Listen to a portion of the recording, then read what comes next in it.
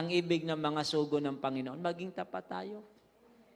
Kahit tayo nag-iisa, masusumpungan mo yan tapat pag nag-iisa. Ano bang buhay meron ako? Halimbawa, tayong mga estudyante, nasa paaralan tayo. Magdala tayo ng salita ng Diyos, kahit nag-iisa tayo. Bakit? Tapat ka sa Panginoon eh.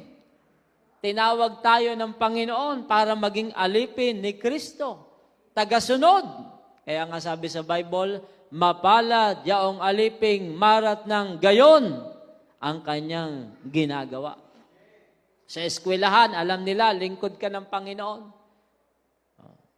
Hindi mo pa alam ang ipangangaral mo, pero ang patotoo mo naman, kitang-kita nila. Pag kumain kayong sama-sama, ikaw yung una-una ang ginagawa dyan pag ganan. Kahit hindi mo sila yayain na mag-pray tayo, nagkakainan kayo, pumipikit ka. Nagpe-pray ka mag-isa. Mamaya, sabihin ng classmate mo, isama mo naman kami dyan. Mas maganda pa yung gano'n, sila ang nagsasabi. Kaysa sabihin mo, pray tayo. Sabihin ng classmate mo, yabang naman ito, kala mo sila marunong mag-pray. Alam nyo, iba ang kaisipan ng sanlibutan. Dapat matalino tayo.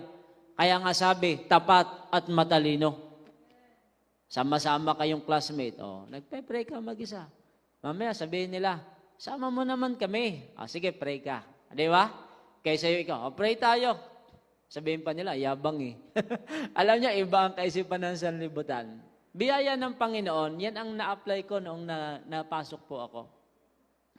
Pagkakain, nagpe-pray ako. Sabi nila, laksan mo, mag-pray, sama mo kami sa prayer. Yung pangangaral ng salita ng Diyos, hindi mo madaling mangangaral ka agad. Nasa upuan lang ako, lagi ako nagbabasa ng Bible.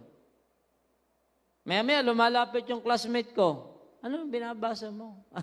Ano yan? Ganito, ganyan. Sige. Mamaya, nagpapatotoo na ako sa kanya kasi lumapit siya eh. Maya-maya, sabi niya, mangaral ka na doon sa gitna. Biyaya ng Diyos. Pag vacant, nangangaral tayo sa gitna. Bakit po?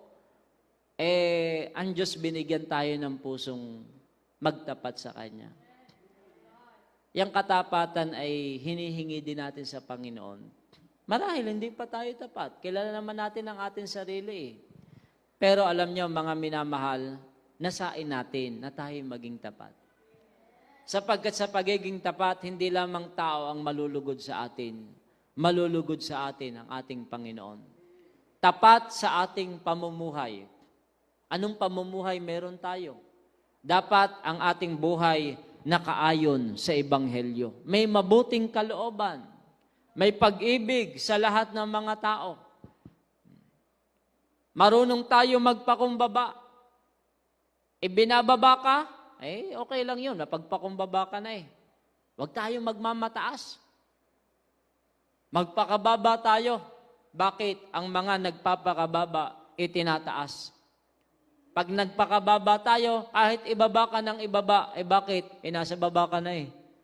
Ang mahirap, nagmamataas. Pag yun ay nabagsak, masakit. Bakit? Mataas yun eh. Kaya ibig ng Panginoon, tayo magpakababa sa lahat ng bagay. Kahit saan tayo naroroon. Bakit? Kasama natin ang Panginoon. Ang bawat nagpapakababa, itinataas ng ating Panginoon. Sa pamumuhay, mamuhay tayo na may mabuting kalooban sa lahat ng mga tao. Sabi nga ng pagtuturo natin, kahit ginagawan tayo ng masama, gawan mo ng mabuti, ipag-pray mo. Alam nyo, kung minsan, ang mga nakakagawa din natin ng masama, na masakit sa atin, yung mga mahal natin sa buhay, di ba? Yun ang pinakamasakit. Alam nyo, yung panguusig ng nasa tao sa labas, hindi masakit yan. Masakit din, konti lang. Ang mahirap, ang pinakamasakit mang-usig, yung kasama nating port watcher. Di ba? Kung sino yung kasama natin, yun ang pinakamasakit.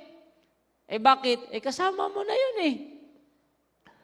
Kaya mga minamahal, tulungan tayong lahat ng Panginoon. Magkaroon tayo ng mabuting kalooban sa lahat ng mga tao.